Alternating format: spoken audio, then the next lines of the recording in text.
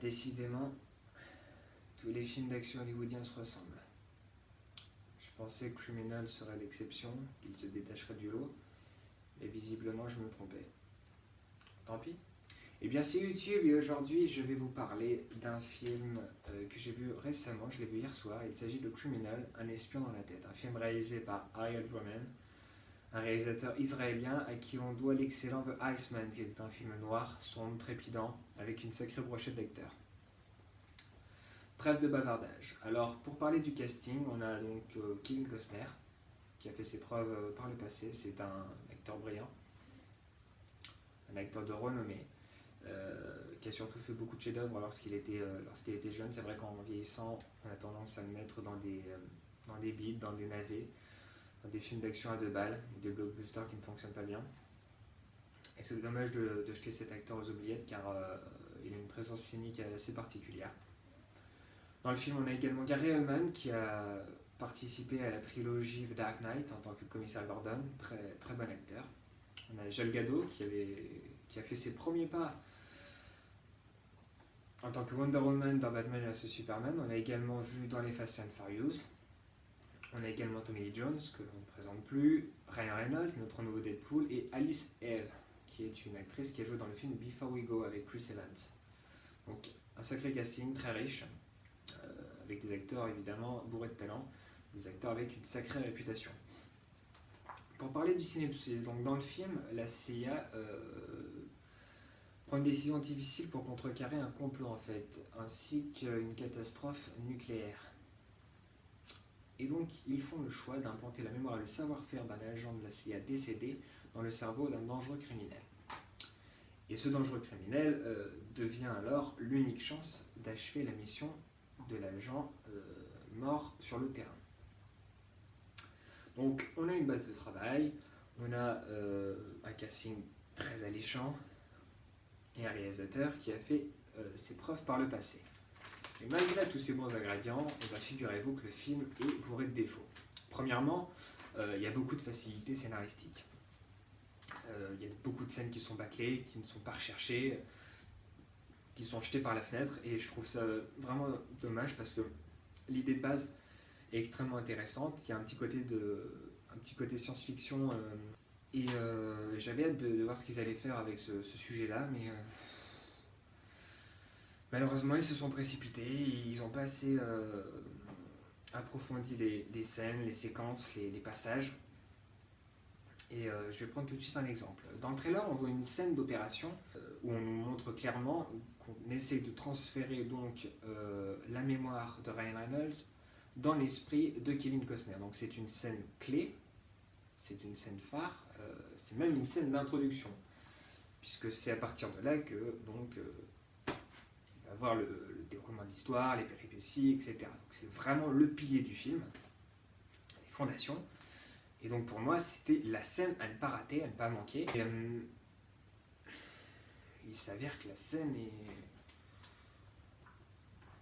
totalement tirée par les cheveux. Elle nous passe sous le nez et on ne ressent rien en fait. Alors qu'on sait pertinemment que ce genre d'opération aurait très bien pu tuer Kevin Costner, mais à aucun moment on s'inquiète pour le personnage, à aucun moment on se dit il va y passer. Et évidemment, il n'y a aucune anomalie, enfin il y en a une, mais ça dure 5 secondes et on n'y croit pas du tout. Non, elle est vraiment mal amenée cette scène-là, et c'est vraiment dommage parce que se planter dès le début, c'est quand même pas terrible, surtout pour un réalisateur de la trempe d'Ariel Roman. Et c'est vrai que d'entrée, j'ai eu quelques petites déception et j'étais perplexe par rapport à la suite du film, mais une autre partie de moi me disait essaye de raisonner, ce n'est que le début, le film dure presque 2 heures, notre réalisateur a le temps de se rattraper, de se racheter. Hélas, il ne va pas le faire puisqu'il va enchaîner bourde sur bourde, enfin il va enchaîner erreur sur erreur plutôt, parce qu'il y a des passages plus absurdes les uns que les autres. Les agents de la CIA dans le film sont particulièrement ridicules, ils sont incompétents, presque idiots à certains moments, et c'est pas plausible 2 secondes, quoi. Si c'est des agents de terrain, c'est qu'ils ont un minimum d'expérience, et là on a l'impression d'avoir affaire à des novices. Il y a certains passages, certaines scènes d'action surtout, qui sont sans intérêt. Autre point négatif, les personnages secondaires sont totalement insignifiants. Ils apparaissent et disparaissent à une vitesse folle.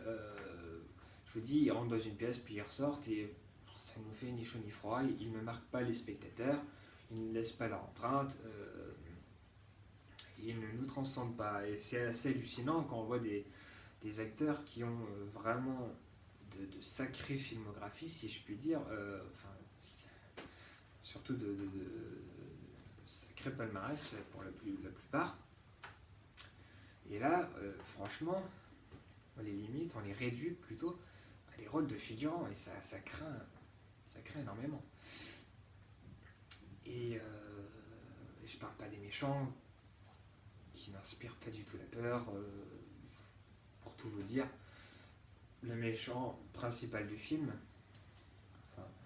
qui devrait être l'ennemi numéro 1, eh bien d'un côté, il incite les populations à se révolter, à faire tomber les gouvernements, il veut que les grandes puissances s'effondrent, et de l'autre côté, on a un gars qui n'aime pas la violence et qui a un côté pacifique. Alors ok, le mec il est bipolaire ou comment ça se passe? Parce que les deux personnalités sont totalement opposées. Il y a un mec qui est anarchiste, et de l'autre côté, il y a un gars, pas d'armes, on reste tranquille. Et ça rend le méchant totalement insipide, et voilà, je vous dis, on ne le craint pas du tout.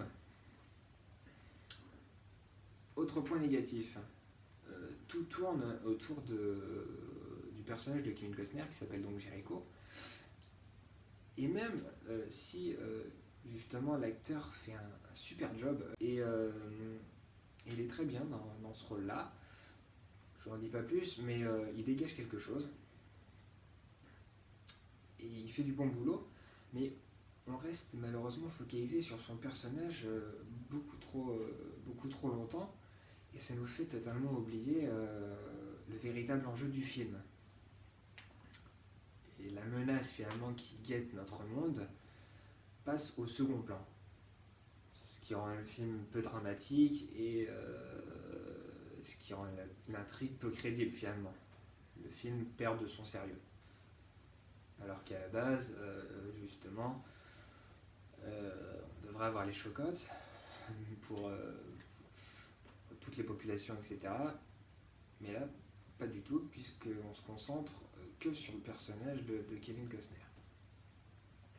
Ensuite, j'aimerais m'attarder sur un point. Les scènes d'action dans le film sont assez pathétiques, surtout la scène finale, qui est totalement tirée par les cheveux et totalement expédiée également, tout comme la scène de l'opération au début du film. Et les moments qui devraient être épiques, en fait, sont totalement basiques. Et le héros principal est ridiculeusement résistant, ce qui nous fait penser un peu à un Bruce Willis dans Die Hard, ou même à un Terminator, puisque Terminator est indestructible, et là on a l'impression que rien ne peut atteindre Jericho. Alors qu'on voit très bien que c'est un humain et qu'il n'a rien à voir avec le super-héros moderne. On s'inquiète d'ailleurs jamais pour lui, et sur ce que lui réserve l'avenir. On sait très bien qu'il va arriver à ses fins et qu'il va s'en sortir indemne à chaque fois, ce qui est un peu dommage. Ça tue le suspense. Merci beaucoup les gars. Malgré tous ces points négatifs, et malgré toutes ces failles, et bien le film réussit quand même à sortir la tête de l'eau à certains moments, à certains rares moments. Car le personnage de Jericho, à la base, il est totalement imprévisible, il est vulgaire, sans gêne, il n'a aucun bon sens, il ignore tout de la vie, il ignore tout de l'amour, des émotions, il n'a pas une bonne conduite, il n'a aucune tenue. C'est un personnage totalement insociable, qui n'arrive pas à différencier le bien du mal. Mais comme on lui a inséré en fait la mémoire de l'agent de la CIA, qui était un homme bien, qui s'appelait Bill Pope. Et ben, il a hérité en fait de toutes les habitudes de Bill Pope, de sa façon de parler, de ses états d'âme, et ce qui est un personnage très drôle car il a un dédoublement de personnalité à certains moments du film. Et parfois il se parle tout seul et il se rend compte qu'il utilise des expressions de l'agent décédé en fait. Et du coup, ça donne des répliques assez jouissives et des passages qui te font sourire, qui te font rire même. Et c'est pour ça d'ailleurs que ça ressemble à une comédie à certains moments parce que on oublie totalement les méchants, les attentats prévus, etc. Puisqu'on est, je vous dis, totalement focalisé sur donc, le personnage principal, qui à certains moments, je vous le dis, est à mourir de rire. Donc, parallèlement à ça, il y a certaines scènes donc, humoristiques qui sont très bien pensées, et les relations entre Jericho et Gal Gadot, par exemple, enfin, entre Kevin Costner et Gal Gadot, qui est la femme de Bill Pope dans le film, sont plutôt sympathiques, sont plutôt riches. Il y a des dialogues assez savoureux entre la petite fille de Bill Pope et Jericho également.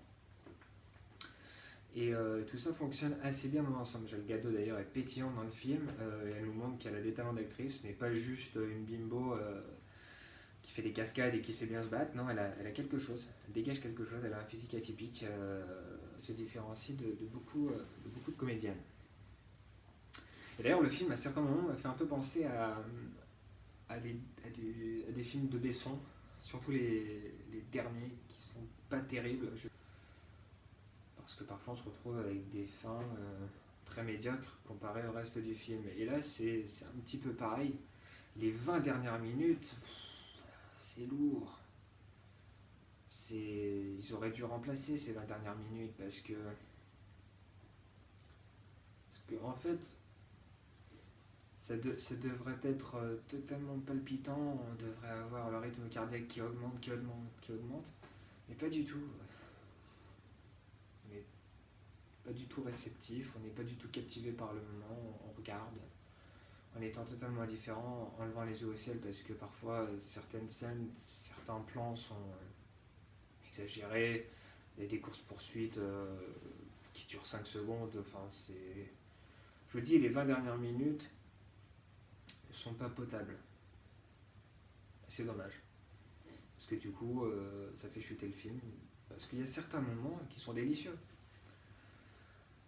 Rien à dire. Il y a des moments où justement tu te dis le film relève un peu la tête. Mais non. Les vrais défauts, c'est surtout les scènes d'action et les scènes qui sont bâclées. Voilà. Donc mon verdict, alors moi personnellement je vais mettre un 2,3 sur 5, pas plus et pas moins, car j'attendais beaucoup du film quand j'ai vu le synopsis, quand j'ai vu de quoi allait parler l'histoire. À mon sens, ceux qui se sont occupés de la réalisation ont commis énormément d'erreurs et il y a beaucoup trop de fautes scénaristiques à mon goût. Et je vous dis, il y a des scènes sans intérêt qui sont presque pitoyables. Et c'est vraiment dommage parce que je pense que le film avait vraiment un potentiel. Et j'ai vraiment beaucoup de mal à le défendre. Moi, ça m'attriste fortement parce que quand je vois le casting, et sans doute j'ai demandé beaucoup de travail, c'est parce qu'en plus, il y a de beaux plans. Il y a de beaux plans sur Londres. Mais c'est pas suffisant. Un film, ça doit tenir la route de A à Z et là, il y a beaucoup d'incohérences, il y a beaucoup d'imperfections. Et du coup, je suis un peu obligé de descendre le film à mon grand regret. Donc voilà. Donc on va se quitter là-dessus, sur une mauvaise note. Donc j'espère que Kevin ne m'en voudra pas trop. Donc moi je vous dis à bientôt, on va se retrouver pour d'autres critiques.